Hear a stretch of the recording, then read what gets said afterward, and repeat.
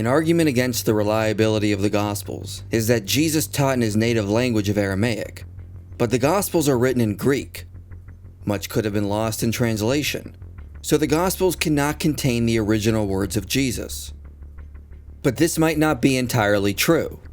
Although it's not up for debate that Jesus' primary language was Aramaic, it was common in that day for Jews to be able to converse in Greek or be fully bilingual.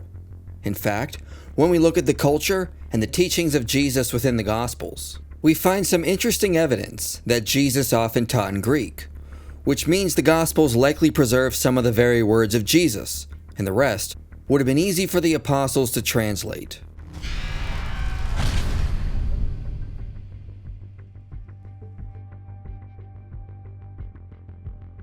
When we think of Judea 2,000 years ago, we think of people who were primarily Aramaic speakers. This is true, but in the ancient world, due to vast trade networks, Hellenization, and the vast extent of the Roman Empire, many people were bilingual, or even trilingual. Greek was widely spoken across the Roman Empire, and the main language of the eastern half. The scholar Maurice Casey notes in the Second Temple period, Greek was widely used throughout Israel.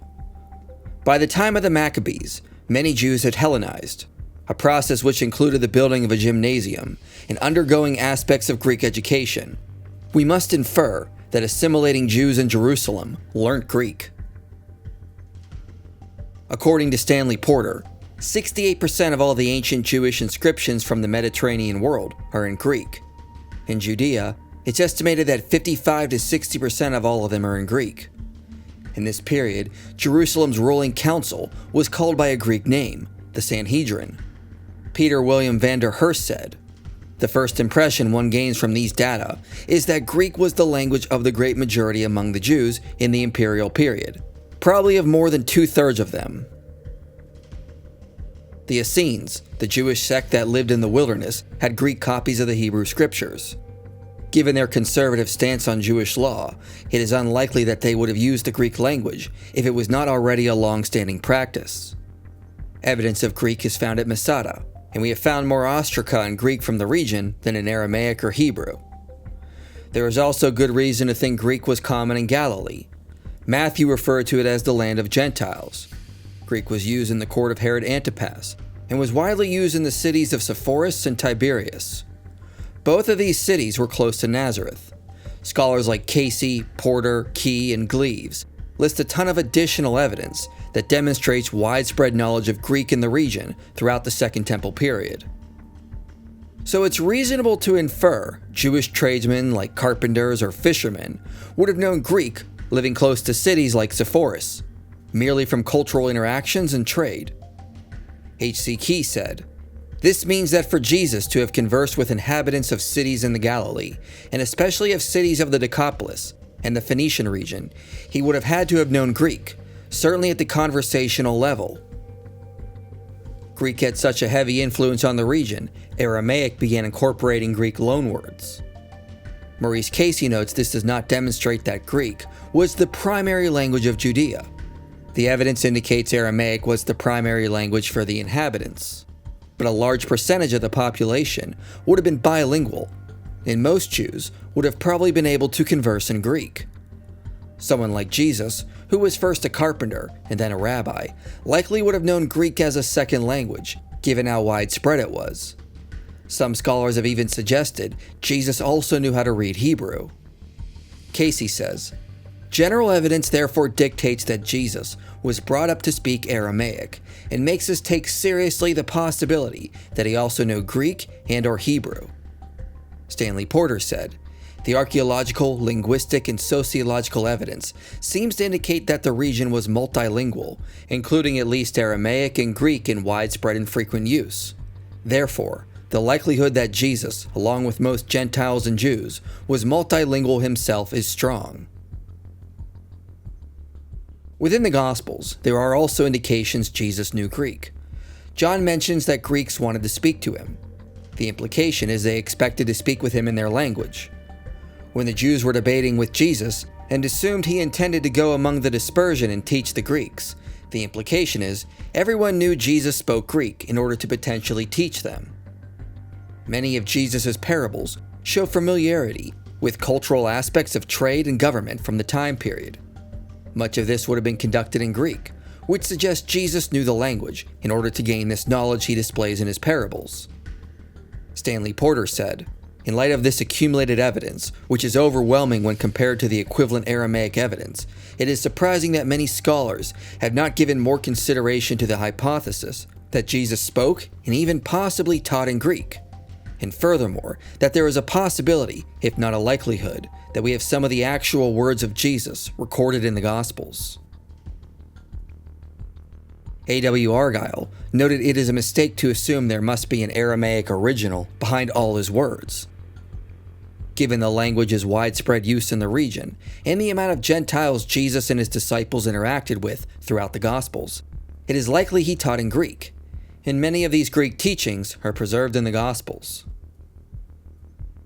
Porter argues there are at least 8 episodes in the Gospels where Jesus spoke in Greek. 7 of these likely contain the original words of Jesus. One of the most likely places is when Jesus spoke with Pilate. Porter notes that none of the Gospels indicate a translator was needed for them to converse, and the pace of the narrative in which Pilate and Jesus speak, Pilate speaks with the elders, and speaks to the crowd, suggests everyone was speaking the same language, and that language would have been Greek. Given the multiple attestation found among the Gospels of Pilate asking Jesus if he is a king or not, Porter argues we likely have some of the very words Jesus said to Pilate. Mark also tells us that when Jesus went to the region of Tyre and Sidon, he spoke with a Syro-Phoenician woman. Porter suggests this would indicate she was a Greek speaker by birth. Thus, Jesus would have conversed with her in Greek. Porter notes the way the conversation is worded that Jesus has with his disciples at Caesarea Philippi suggests it was originally in Greek. The wordplay surrounding the name of Peter makes sense in Greek, as well as the terms for binding and loosening and Hades. Jesus thus says, "You are Petros, and upon this Petra I intend to build my church." This accounts well with the alternation in Greek words, unnecessary if it merely translates the same Aramaic word, and it accommodates general Greek usage of the 2 words as well. Porter also notes the grammatical structure of this passage is dissimilar to the way Matthew typically writes, which suggests it was not made up by a Matthewian redactor. Since again this vocabulary is not part of Matthew's redactional tendency, or any of the Gospels for that matter, it appears possible, if not likely, that these words go back to Jesus himself. Appealing to the cultural circumstances and grammatical structure, Porter suggests a few other passages may contain the original Greek statements of Jesus. Additionally, Peter J. Williams suggests that some of the statements found in the Sermon on the Mount may have originally been uttered in Greek. The first 4 beatitudes begin with the alliteration of pi, the Greek letter P, while the famous expressions poor in spirit, thirst for righteousness, pure in heart, and persecuted for righteousness all involve alliteration and assonance, which seem to suggest that Matthew portrays Jesus as teaching on this occasion in Greek. Before presenting the Sermon on the Mount, Matthew also reports that crowds came to hear Jesus from Galilee and Decapolis. Some scholars suggest the sermon is just an amalgamation of various things that Jesus taught. However, if Jesus actually gave a specific sermon that contained these teachings, given that crowds came from regions that heavily spoke Greek, it could very well be the case that Jesus gave the sermon in Greek so more people could understand. If the sermon is an amalgamation of various teachings, then given that Jesus would at times teach to crowds from Greek-speaking regions, like Decapolis, it is likely he would have taught them in Greek, and many of those sayings are likely preserved in places like the Sermon on the Mount. Maurice Casey suggests Matthew 6 may have originally been uttered by Jesus in Greek. The word for hypocrite in Greek is better translated as actor. This meaning fits better with the context, as it is referring to overtly observant Jews who desired to obtain praise from those watching their religious rituals. Similar to the job of an actor, the closest Aramaic word for actor does not show up until much later texts.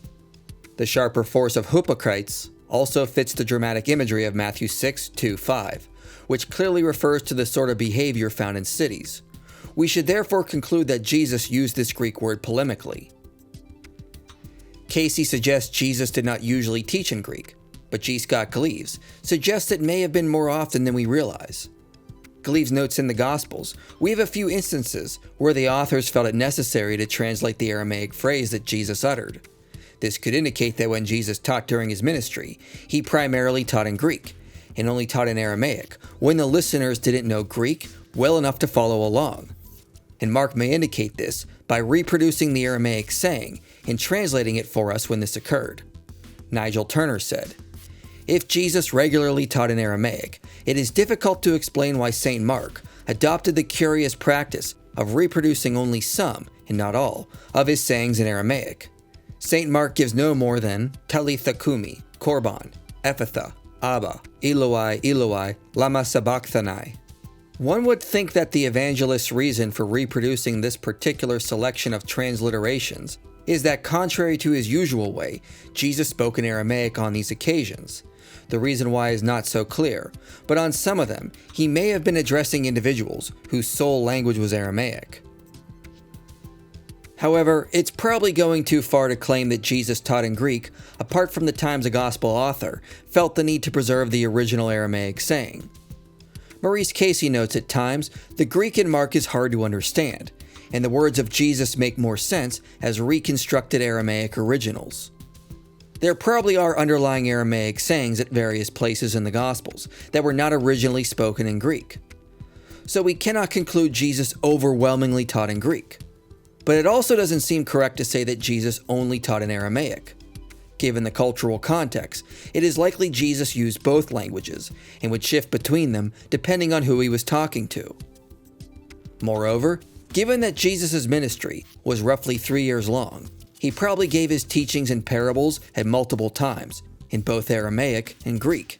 And T. Wright says, "If we come to the ministry of Jesus as first-century historians, and forget our 20th century assumptions about mass media, the overwhelming probability is that most of what Jesus said, he said not twice, but 200 times, with of course a myriad of local variations."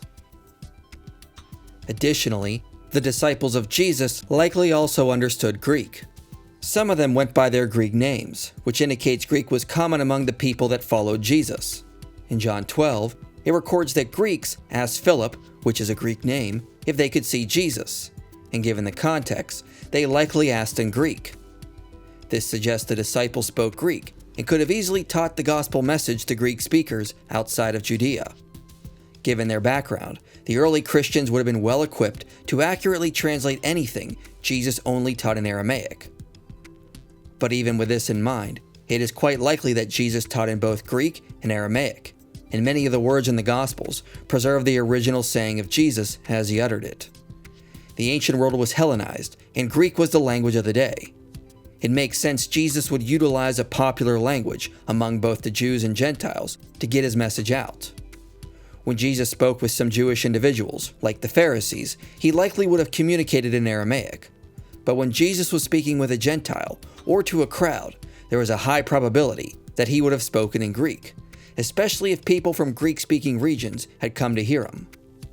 Given this, it is likely many of the teachings we find in the Gospels are not Greek translations, but the very words Jesus originally uttered, and the disciples would have been able to translate any original Aramaic saying with ease. As Robert Gundry said, "We cannot naively work on the assumption that everything was originally in Aramaic, that we should seek Aramaic equivalents wherever possible, and that wherever Aramaic equivalents cannot be traced, we must reject authenticity. Whether we like it or not, the matter is a great deal more complex, but with the added complications of a trilingual milieu in first-century Palestine, there is the compensation that parts of the gospel tradition, which may have sounded too Hellenistic to be authentic, may be authentic after all, and that many of the Dominical sayings in the present Greek texts of the Gospels may be closer to the ipsissima verba of Jesus than has been supposed. Many may in fact be identical, with Dominical sayings originally spoken in Greek."